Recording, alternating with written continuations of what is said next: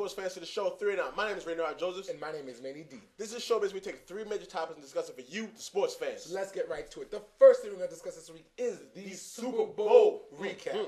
And last week, I was dogging the New York Giants. Oh, yes, you Mind were. you, I'm saying the New York Giants. Oh, yes. Because they have a certain respect that they have earned from me. Right now, I want to apologize to the New York Giants. I want to apologize to the New York Giants fans all over the world. Most importantly, I want to apologize to Eli Manning because he became a man. Not only did he become an M-A-N, he became the MVP of the 2008 Super Bowl, and he earned everything you can say about it. I'm going to tell you right now, Eli Manning grew up in front of everybody's eyes last night. If there was a doubter, if there was a detractor, if there's somebody who didn't believe that he could do anything last night, trust them, believe. Eli Manning showed up last night. The man threw, 255 yards? The man threw Touchdown MVP. passes. That's what he threw. He threw MVP, and he threw winning everything. He held the most important important ball. Sacks. He got out of fumbles. He got out of... The man is phenomenal. He did his thing last night. I never thought I would say this, but much kudos to Eli Manning. Absolutely. If I see you on the street, not only do I want your autograph, I want to take a picture for my kids. You understand? And I don't even have it. Because Eli Manning deserves it. Eli Manning's the man. He did everything that was asked of him and more. And most importantly, I want to say that the Giants earned everything. They earned everything. They beat the top 2 NFC teams. They beat the Packers. They beat the Cowboys. And then they beat the number 1 team in the NFL, the Patriots, in the biggest stage. Previously 18-0, undefeated, leading up into the postseason. Yes. We all know. We all know the accolades they had. But what happened? They lost to the heart. The will is always better than the skill. And what you say about the heart? You can't chart heart. Yes, granted, you have the TDs, you have the passes, you have records the most here, points, records there, records and everything. But at the end of the day, you know what? The Giants came with more heart. And there's only one thing that requires. There's only one thing that they can come out with. The ring. The ring, and the Giants got it, and they earned it. Absolutely. They earned everything. I have to say, and it's hard for me to say this, but Bill Belichick was actually outcoached last night. You know? I don't think he was outcoached. I think the Patriots were more outplayed. There was a play in that game that I thought he should have went for it, and he went the wrong direction. On a 4th and 13, when you're only 49 yards away, why would you go for a touchdown score as opposed to kicking for a field goal? I'm not gonna doubt Bill Belichick's coaching. Those 3 points. You got to put everything on the table. Those 3 points would have helped him in the end. Sometimes you got to put everything on the table. But I tell you right now, the tenacious attitude that I've seen from the New York Giants, I did not see it from the Patriots. I mean, the O-line of the Giants have never been so spectacular. But yet, look at the supposed to be perfect O-line of the Patriots getting run over by Strahan, Uwaniera, Tuck. Tuck. Ladies and gentlemen, the Tuck rule has been rewritten. Justin Tuck showed up last night. He showed why he is impressive in every manner. For weeks, this man has been predicting Tom Brady getting hit in between the 1 and the 2. Tuck did it at least 3 times. The stats show that Tom Brady was sacked 5 times. I want to add a 0 behind that 5 because that's what it felt like to me. Tom Brady was running all over the field. Hey, he didn't know where to go. But Tom Brady's still Tom Brady. He held his composure. He had his numbers. He had his numbers. He did what he was supposed to do. He was the leader. He came out when he was going to come out. But in general, the Giants came out harder than the Patriots. They wanted more, and that's what happens. What is more important than skill? Honestly, Tom Brady did put up his numbers. He had 266. He threw a touchdown. But at the end of the day, he even scored a go-ahead touchdown run to actually put him up before Mr. Eli Manning took the field again and did that not 2 minutes. He did a 1-minute drill. And it was executed to perfection. Mr. Manning is Absolutely very good. He did his thing. Once again, yesterday the NFC came on top, and that brings us to our second topic. Now, is the NFC reclaiming its dominance in the NFL? Absolutely not. I will not jump ship. I want to say right now, overboard. I want to agree with that. Yes, this year was the Giants' year. They earned every second of it. There was no team that could have won the Super Bowl this year except for the Giants. I mean, the impressive victory being 11-1 on the road. But let's be serious. We do have the cult still. The Patriots. We do have angry Patriots.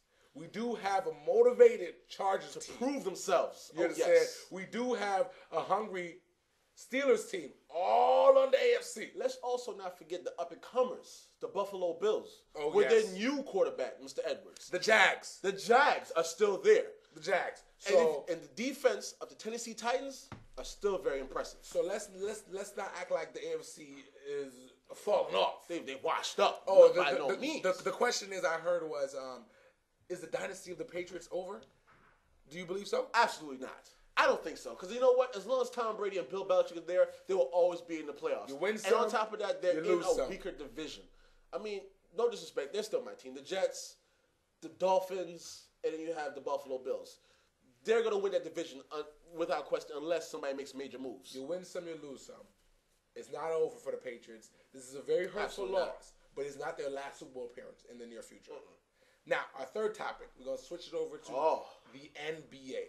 Recently, the NBA All-Star rosters has come out, and I personally am slightly upset because two players I know. Whoa, you're slightly upset. I'm offended. You're offended? I just want to say I'm offended. Okay, offended. Okay, let me not go politically correct. I am PO'd.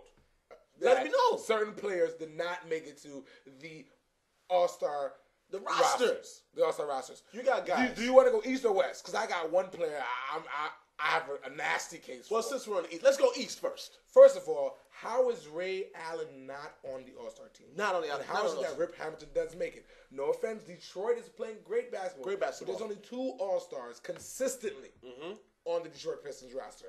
Number one, Big Shot Billups, and if anybody else, the Rasheed Wallace. Rip Hamilton, you're good, but you're not better than Ray Allen, who's on the number one team in the NBA. Granted, Paul Pierce made it and Kevin Garnett made it, but there's a big three, and all three of them deserve it. Once there was 4 Pistons on the roster, and they were doing well, but they were not doing as well as the Celtics are doing now. Ray Allen deserves that spot.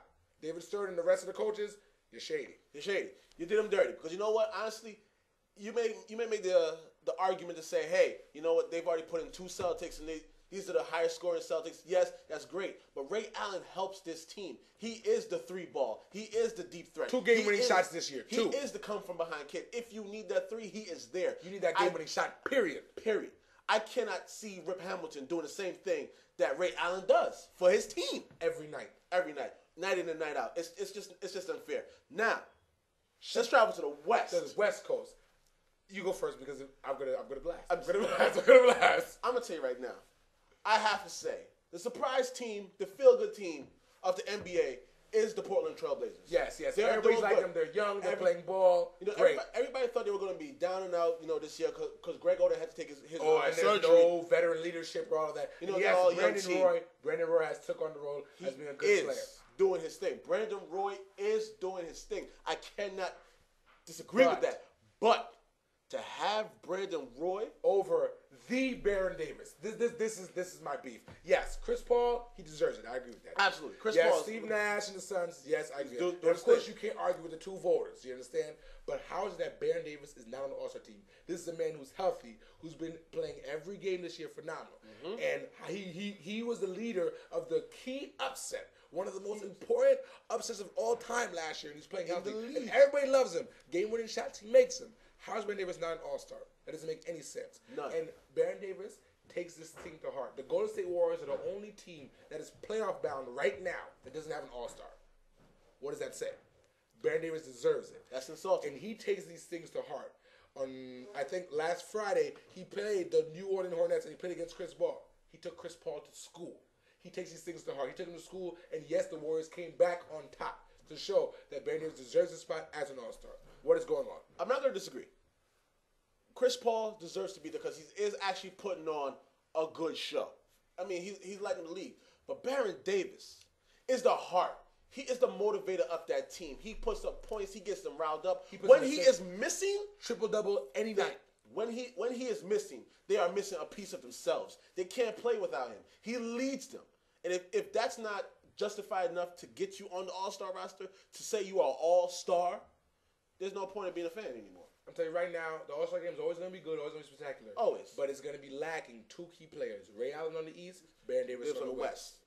Well, that's our 3 major topics for this week. Once again, my name is Manny D. My name is Radar Joseph. Oh, you can email us at 3_it_out@hotmail.com. I'm waiting for you. Tiki Barber, don't forget. Also, you can get us at myspace.com. At 3. Underscoring out again. And underscoring out. My name's Wayne D. My name's Raynard Joseph. That's our show. And we out.